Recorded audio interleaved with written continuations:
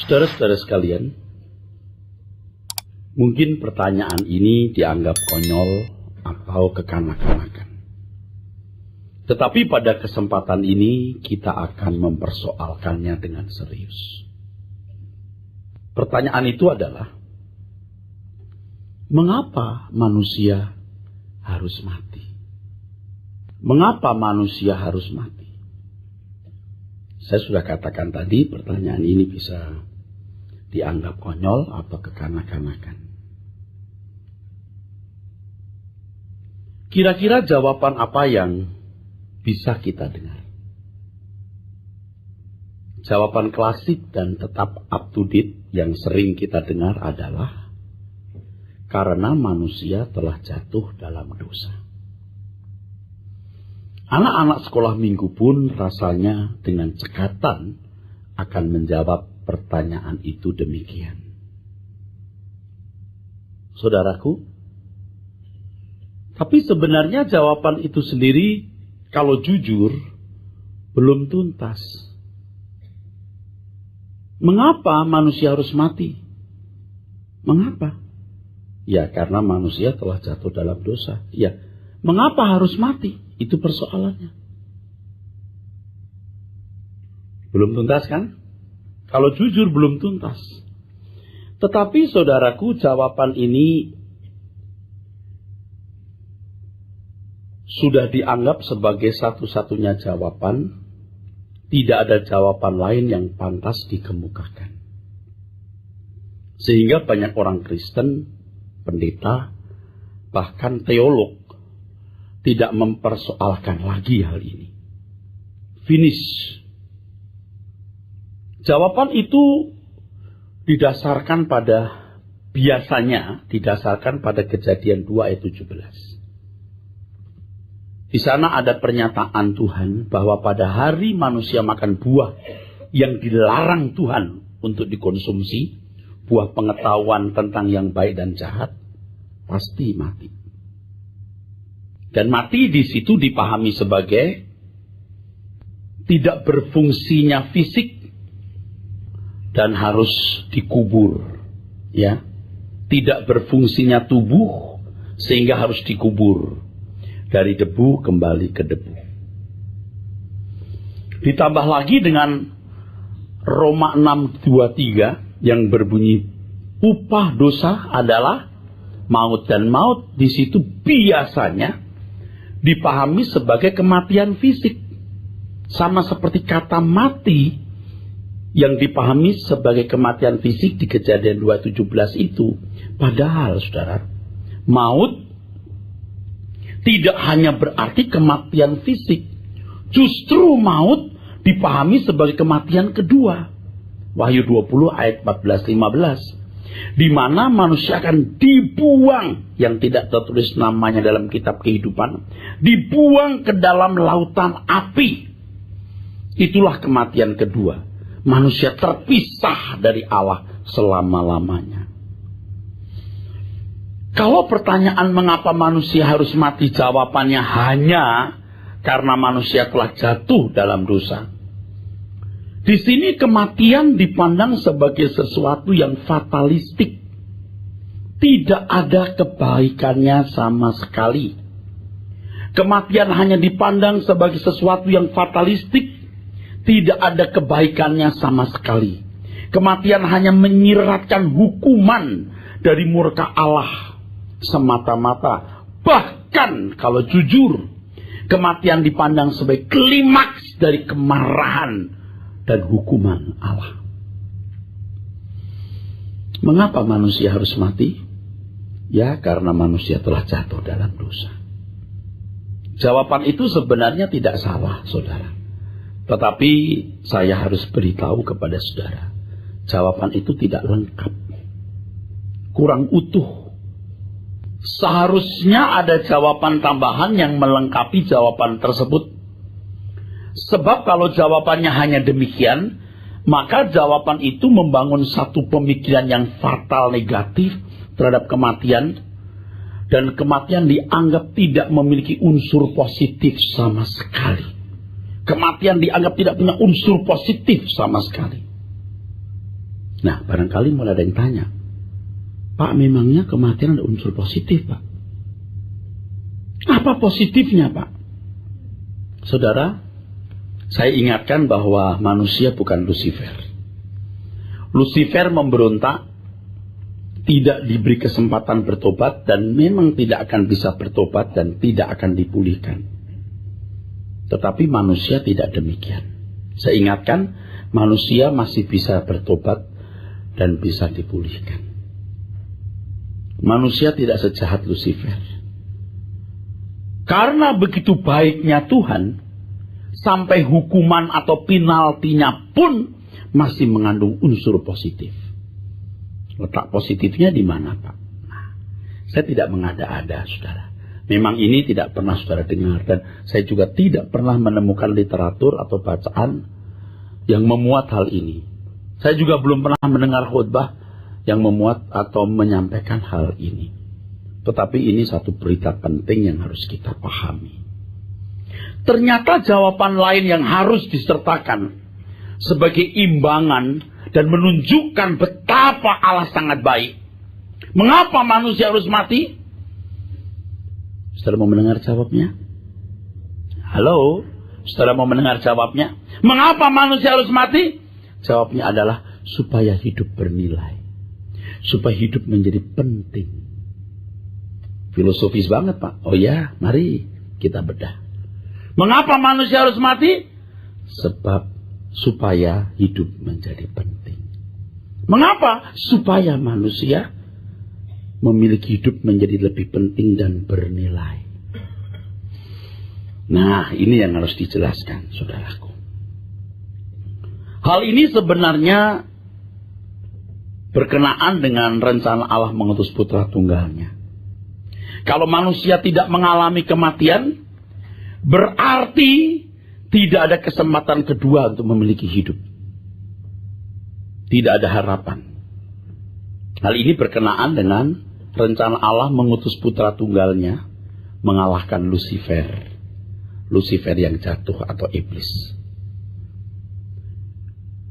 Kematian itu sama dengan membawa manusia kepada kefanaan. Supaya manusia beroleh kesempatan hidup di dunia lain, dunia baru. Itulah sebabnya Tuhan melarang manusia memetik buah pohon kehidupan sebelum waktunya.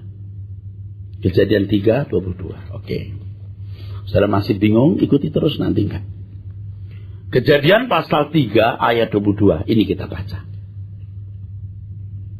Berfirmanlah Tuhan Allah, sesungguhnya manusia itu telah menjadi seperti salah satu dari kita, tahu tentang yang baik dan yang jahat.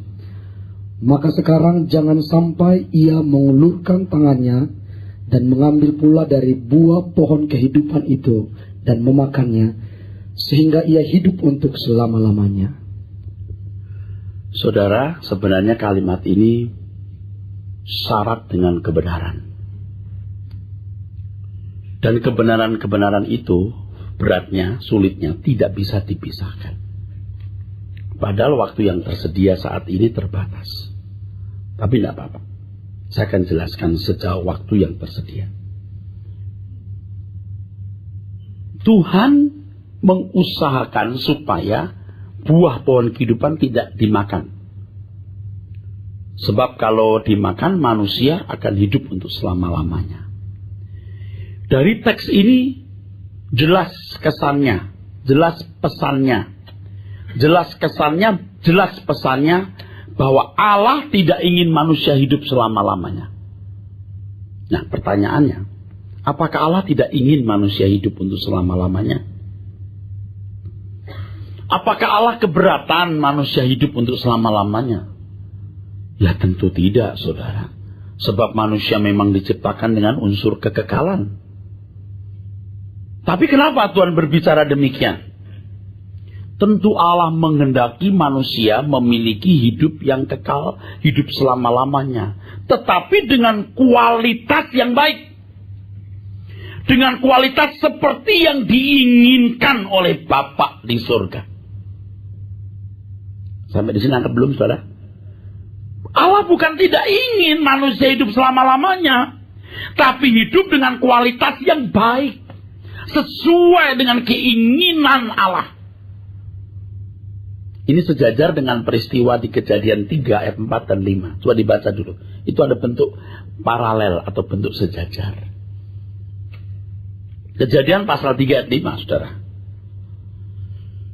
Tetapi Allah mengetahui bahwa pada waktu kamu memakannya, matamu akan terbuka, dan kamu akan menjadi seperti Allah, tahu tentang yang baik dan yang jahat.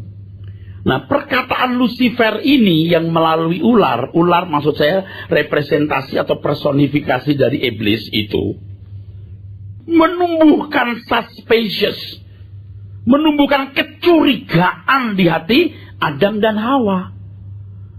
Di sini dialog itu dengan Hawa, menimbulkan kecurigaan di hati manusia. Seakan-akan Allah tidak ingin manusia seperti dirinya, dan manusia punya pengertian, tahu apa yang baik dan jahat. Nah, pertanyaannya, apakah demikian?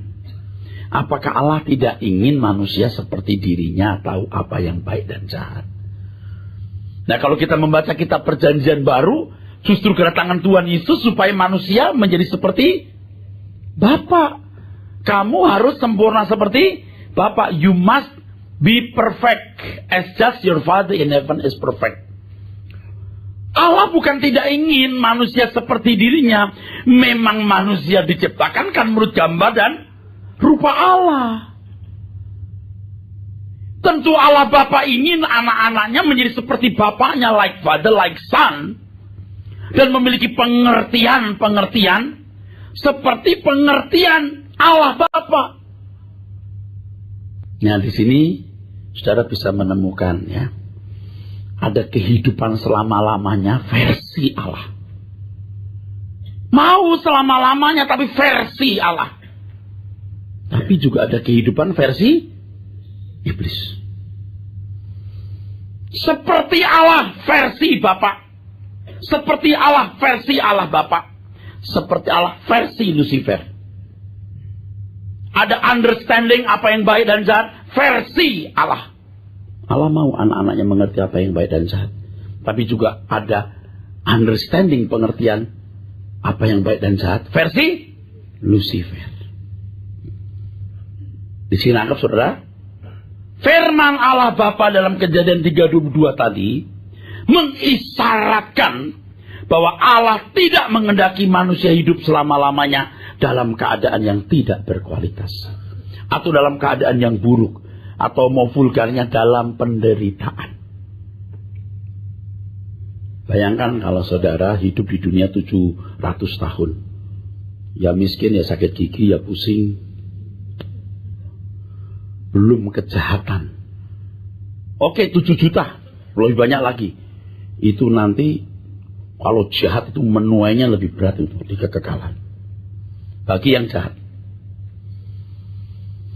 Tuhan hanya menghendaki kematian untuk sementara waktu. Ini pun sebenarnya tidak dirancang oleh Allah. Jadi jangan berpikir Allah merancang kematian itu setelah manusia mati, nanti Allah mengirim putranya yang tunggal lalu membangkitkan. Ya, itu jahat saudaraku. Bukan begitu. Kematian itu pun sebenarnya tidak dikehendaki. Tetapi karena manusia memberontak, maka dalam integritas Allah yang tinggi dan menegakkan keadilan, maka manusia harus menuai apa yang dia tabur. Manusia harus mati sesuai dengan rule yang Tuhan gariskan, sesuai dengan hukum yang Tuhan gariskan. Tetapi kematian itu justru menjadi solusi. Kematian itu justru menjadi solusi agar manusia tidak jatuh ke bencana yang lebih fatal. Itu hebat Allah kita. Dikunci dalam kefanaan. Dimatikan dulu. Supaya manusia tidak jatuh ke dalam bencana yang lebih fatal. Yaitu maut. Kematian kedua. Di mana manusia terpisah dari Allah selama-lamanya. Jadi di sini kematian adalah jalan Tuhan yang Tuhan sediakan untuk menyelamatkan manusia yang jatuh dalam dosa. Ya harus mati. Evil necessity. Tidak baik, tapi apa boleh buat. Hebat ya Tuhan. Dalam hukumannya, dalam penaltinya pun Allah masih memberikan kebaikan. Oh, hebat saudaraku. Mungkin dibaca dulu Wahyu 20:14-15. Dari tadi saya bilang kematian kedua itu apa. Nanti ada yang tidak tahu lagi maksudnya apa itu saudara. Ayo baca. Wahyu pasal 20:14-15. Ini kematian yang mengerikan. Ketika Tuhan Yesus berkata, kamu jangan takut kepada apa yang dapat membunuh tubuh, tapi yang tidak berkuasa membunuh jiwa. Nah itu maksudnya di sini. Membunuh jiwa itu ketika jiwa dibuang ke dalam api kekal. Itulah kematian kedua. Itu maut. Dan Anda jangan main-main dengan ini. Oke? Amin?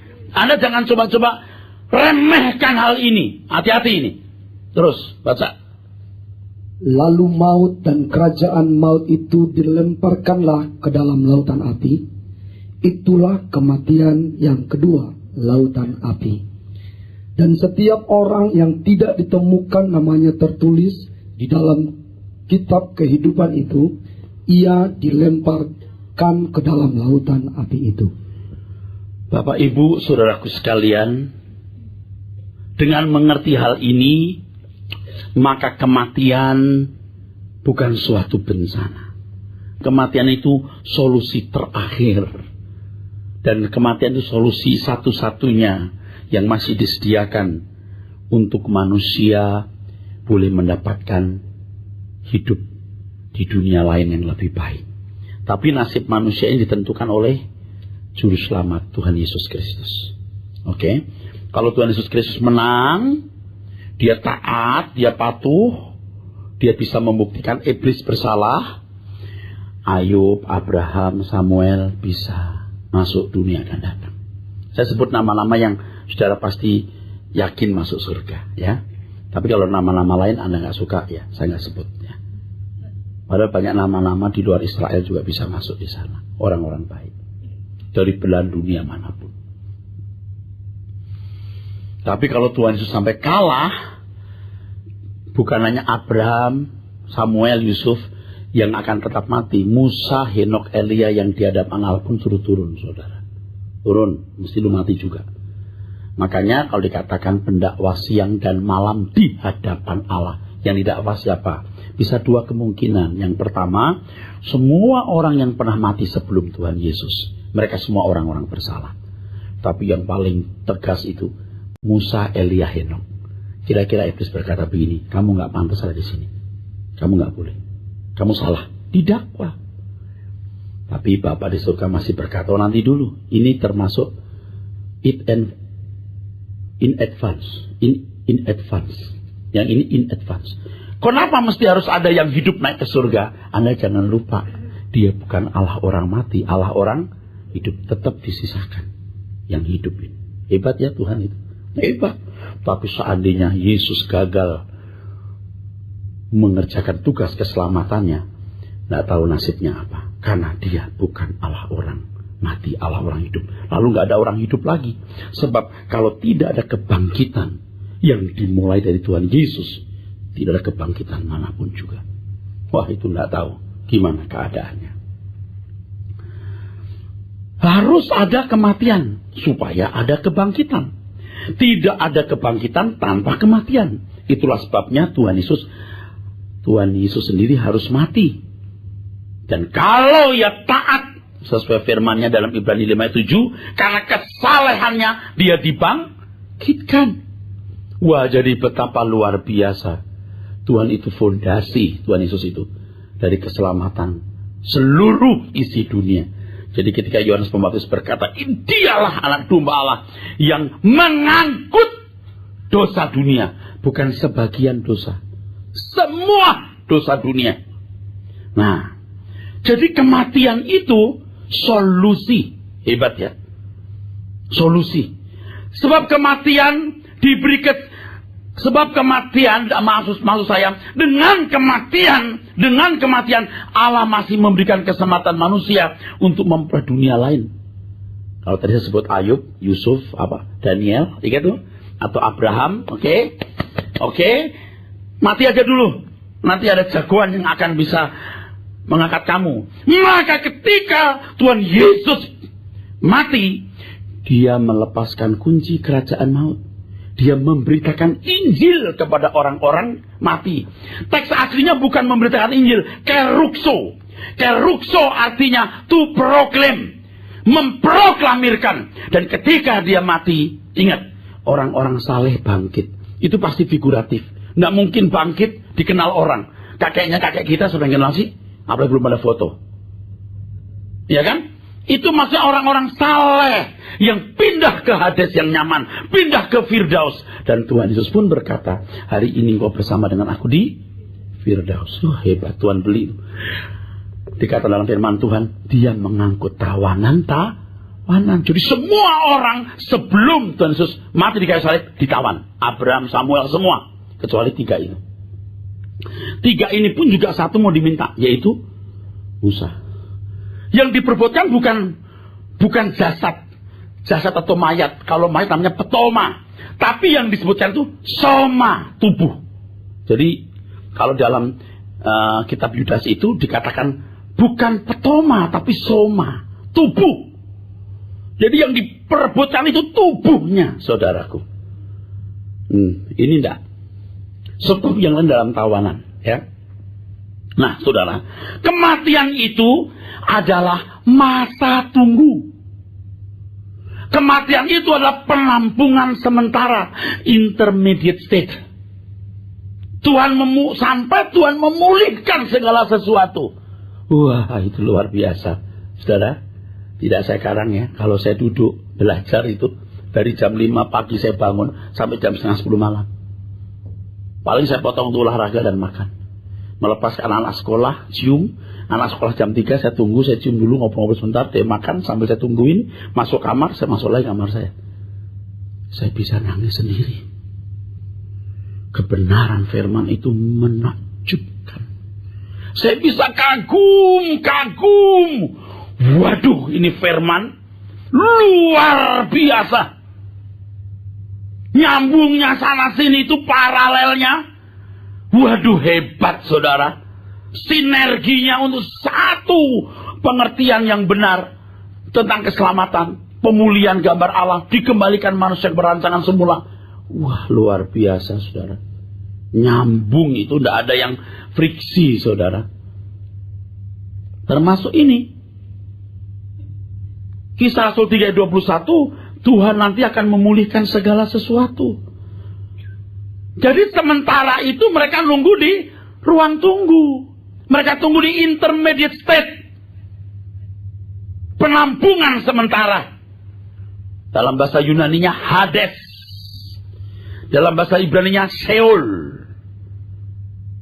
Yang sebenarnya kata itu diterjemahkan dunia orang mati. Dengan mengerti hal ini, maka kematian bukan sesuatu yang dianggap bencana. Kalau dulu saya sering mengatakan kita tidak boleh takut mati, ya. Kita percaya kematian itu transisi masuk kemuliaan. Dasarnya apa pemikiran itu? Ya karena kita nanti masuk surga. Oh, kalau cuma itu nggak kuat, nggak kokoh. Tapi dengan penjelasan ini makin kokoh. Ya ternyata kematian itu pun solusi. Anda amin nggak? Dengan hal ini, kematian itu termasuk berkat yang terselubung. Selama ini kalau kita memandang kematian itu klimaks dari murka dan kemarahan Allah. Tidak. Itu jalan keluar, itu solusi. Hebat ya. Saya belum pernah loh baca buku yang nulis begini. Ini kalau saudara nanti keluar lo bilang gini, pendeta saya gila lo, katanya kematian itu berkat Tuhan. Itu salah lo. Orang harus dijelaskan lengkap baru bisa ngerti. Kalau nggak lengkap, saya dianggap konyol lo. Setelah manusia jatuh dalam dosa, alam menyediakan kehidupan yang lain. Bumi tidak bisa dipertahankan. Allah masih punya bermiliar-miliar galaksi, dan setiap galaksi punya ratusan miliar matahari. Jadi jangan ragukan. Maka Tuhan berkata, di rumah Bapakku banyak tempat tinggal. Alam menyediakan langit baru, bumi baru. Yang saya istilahkan sekarang LB3. Langit baru, bumi baru. Jadi sekarang kita punya blok yang sama, LB3. Kita punya LB3 blok yang sama, oke? Dan kalau saudara datang ke gereja di mana saya mengembalakan, menyampaikan firman, saudara hanya difokuskan masuk blok itu. Kalau Anda nggak tertarik, lebih baik Anda nggak usah datang. Anda nanti stres, saya juga lihat mukamu stres. Anda nggak tertarik. Nah, buat apa? Tetapi langit baru, blok LB3 itu tidak akan pernah terwujud kalau anak tunggal Allah, Tuhan Yesus Kristus, tidak memenangkan pergumulannya. Dia memenangkan pergumulan sehingga ada LB3, langit baru, bumi baru. Nah, kehidupan hari ini adalah kehidupan hanya untuk persiapan masuk blok tersebut. Nah, begini saudara. Selama ini bayangan orang, hampir semua atau semualah, jarang sekali yang berpikir benar. Bayangannya iblis itu jahat membawa orang ke neraka. Padahal iblis pada mulanya tidak bermaksud membawa orang ke neraka. Bayangan orang itu, iblis bawa kita ke neraka. Sebenarnya pada mulanya, iblis itu tidak bermaksud membawa orang ke neraka loh, Bu. Iblis itu kalau bisa menyesatkan, menggeret sepertiga malaikat. Karena iblis menjanjikan surga, bukan neraka. Siapa yang mau ikut Lucifer ke neraka? Bodoh bener. Seandainya manusia waktu itu ada, Lucifer pasti juga menjanjikan surga bagi kita. Surga. Cuman kepala pemerintahannya Lucifer, itu maksudnya. Amin gak ya? Oh, tadi udah mau marah. Dengar dulu. Iblis itu menjanjikan surga. Dia kudeta itu bukan kudeta untuk neraka, kudeta untuk surga. Dia mengingini tahta Allah supaya bisa menguasai surga. Tuhan Yesuslah yang mempertahankan dan berkata, kuasa di surga di bumi dalam tanganku. Tidak boleh lagi kamu di sana. Turun. Baru dibuang ke bumi. Dibuangnya ke bumi itu ya seiring dengan penumpahan darah Yesus. Masa turunnya, dibuangnya Lucifer ke bumi sampai akhir dia masuk api kekal. Inilah namanya akhir zaman. Akhir zaman itu dimulai dari naik ke surga. Kok akhir, Pak? Dibandingkan dengan miliar triliun tahun sebelum itu, 2000-3000 tahun itu kecil, itu akhir. Saudara mengerti? Loh, kok nggak ngerti? Nangkep maksudnya? Akhir zaman. Iblis itu tidak menjanjikan neraka pada mulanya, saudara. Dia itu menjanjikan surga untuk para malaikat-malaikatnya. Dan kalau manusia ada pada waktu itu, juga dijanjiin surga. Cuman surga yang kepala pemerintahnya adalah Lucifer. Nah, dia gagal. Iblis tidak punya surga lagi, kecuali sepotong surga, yaitu bumi ini. Nah, sekarang, saudara ditantang. Mau surgaku atau enggak? Makanya tuh iblis bisa berkata, kalau ini pasti Lucifer, bukan malaikat. Sembah aku, dunia aku berikan padamu. Surga sepotong. Goblok itu kalau sampai orang nurut itu. Makanya Tuhan berkata, kamu bukan dari dunia ini. Dunia ini bukan rumahmu. Kumpulkan harta di surga, bukan di bumi. Serigala punya liang, burung punya sarang, anak manusia tidak punya tempat meletakkan kepalanya. Nah, kok banyak orang atau hampir semua orang nggak mau ngerti ini, termasuk orang-orang Kristen. Saya bersyukur kalau saya ketolong dengan mengerti kebenaran ini. Luar biasa perubahan yang saya alami. Sulit buat terseret lagi, mau pakai jam bagus atau pakai barang mewah, sulit. Memahami hal ini merubah cara berpikirku. The world is not my home. Dunia bukan rumahku. Betul? Jangan heran kalau Abraham meninggalkan Ur Kasdim. Ibrani 12 ya. Itu mengatakan bahwa dia mencari kota yang direncanakan Allah dan dibangun oleh Allah. Bukan di bumi ini. Abraham bukan gatelan ribut tanah-tanahan yang sangat diperebutkan dunia Arab dan Israel itu. Abraham menantikan langit baru, bumi baru. Itu benar. Ini tidak nyaman, kok begini hidup ini. Maka raja-raja nabi-nabi dulu ingin mendengar apa yang kamu dengar. Kenapa? Mereka melihat ini nggak ideal dunia kita. Masa Allah menciptakan model begini? Ada dunia baru. Kitalah yang akan mewarisi menjadi pejabat-pejabat kerajaan itu. Katakan amin. Makanya dunia ini persiapan. Untung 70 tahun saudaraku. Tapi Tuhan pandang dengan 70 tahun ini cukuplah kita untuk belajar mengenal kebenaran dan dilayakkan menjadi anak-anak kerajaan Allah. Kayaknya belum nyangkut banget ya yang terakhir ini, karena nggak berani. Anda nggak berani, sayang Anda nggak berani, karena terlalu duniawi di sini. Seolah-olah dunia kita itu hanya di sini, di bumi. Waduh, kasihan. Dunia ini bukan rumah kita.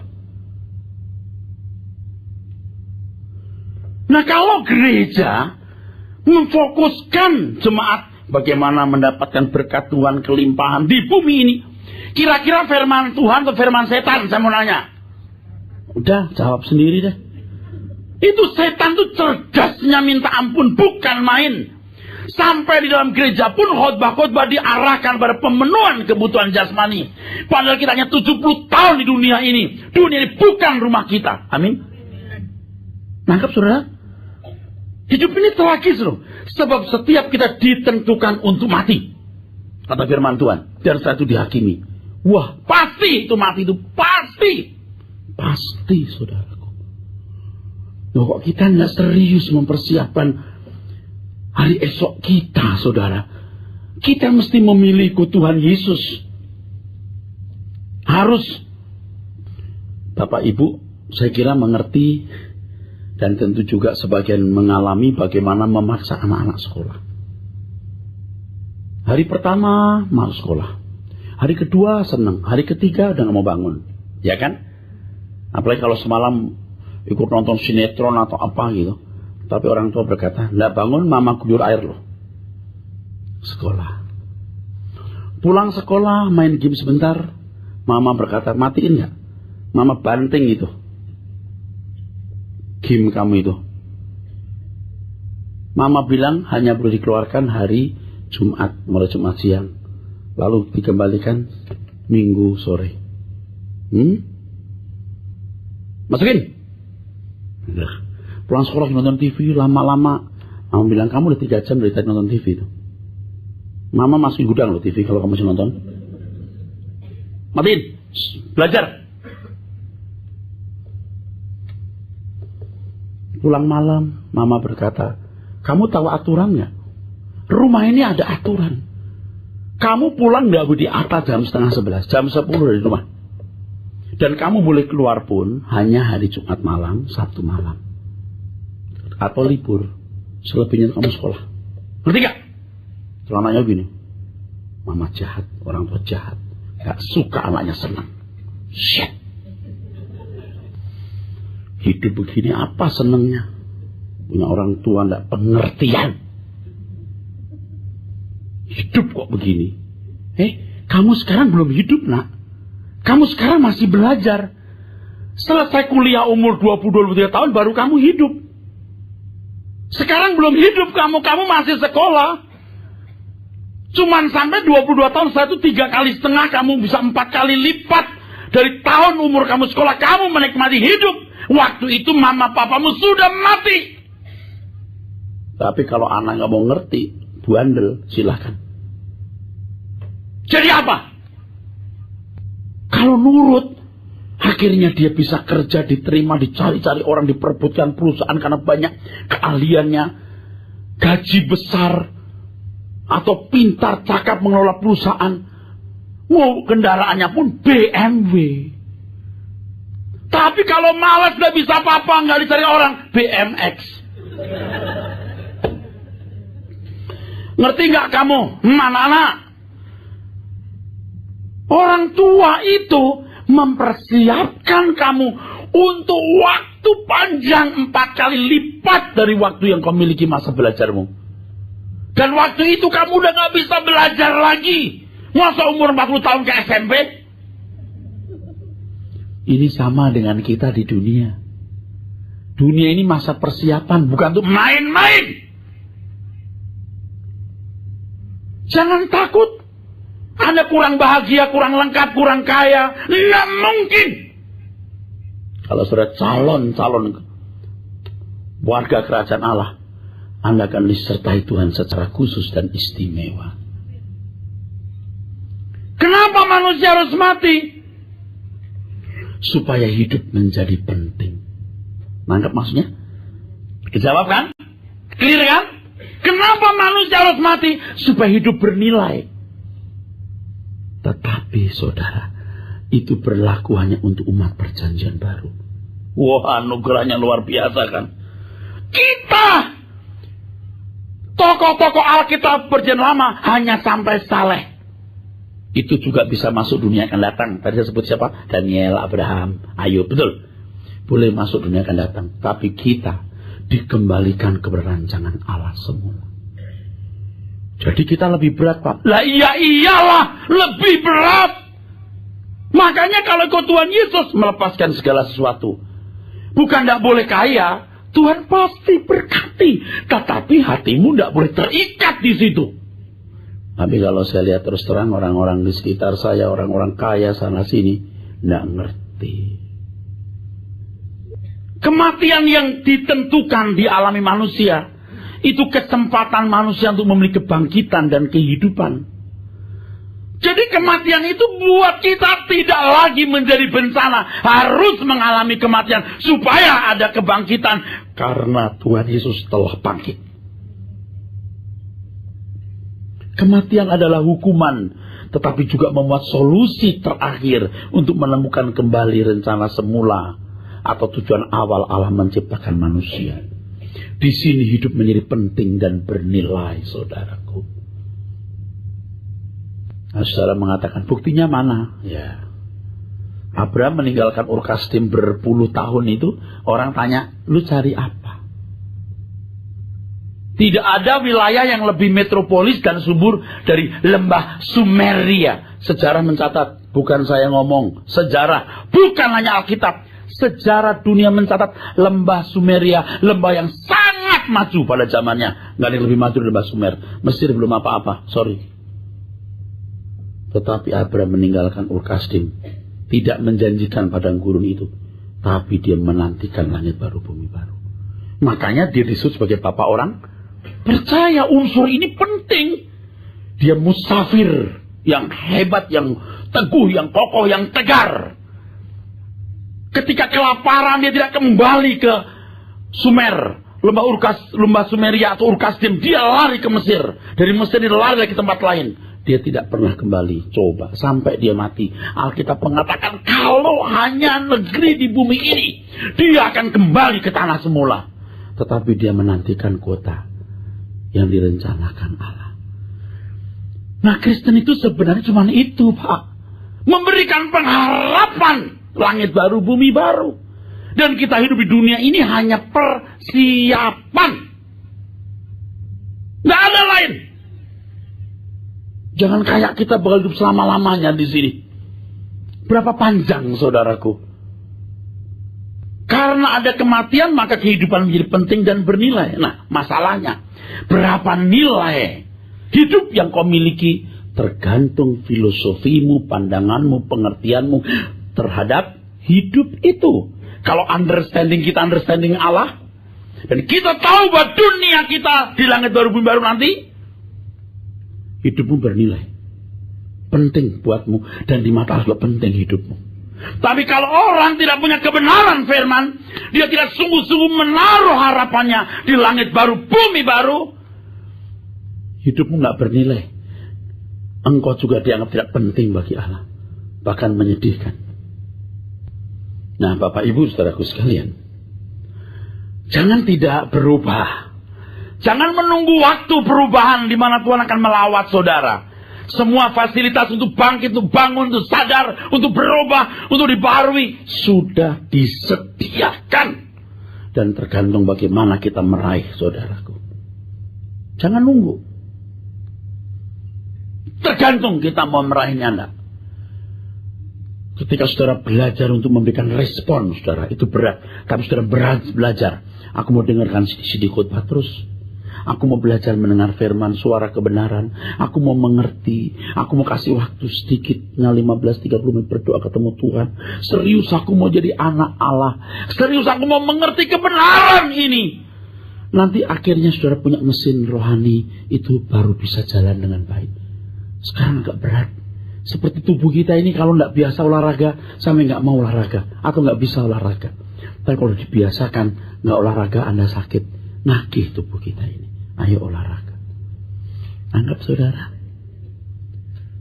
tubuh ini cerdas loh. Tubuh fisik kita cerdas. Jiwa kita juga cerdas. Bisa menciptakan irama. Makanya firman Tuhan seperti ini digelontorkan terus. Supaya saudara disadarkan. Kita semua belum sempurna. Tapi kita semua mau sempurna. Amin. Jangan tidak menghargai kebenaran ini. Responi dengan serius dan miliki mesin kehidupan yang benar. Mesin karakter irama hidup anak-anak Allah. Karena Allah mau kita seperti dia. Allah mau kehidupan yang bernilai nanti. Kita bersyukur kalau kita boleh mati. Bersyukur Allah memberikan kefanaan. Sebab itu kesempatan, persiapan memasuki kehidupan yang sesungguhnya di langit baru bumi baru.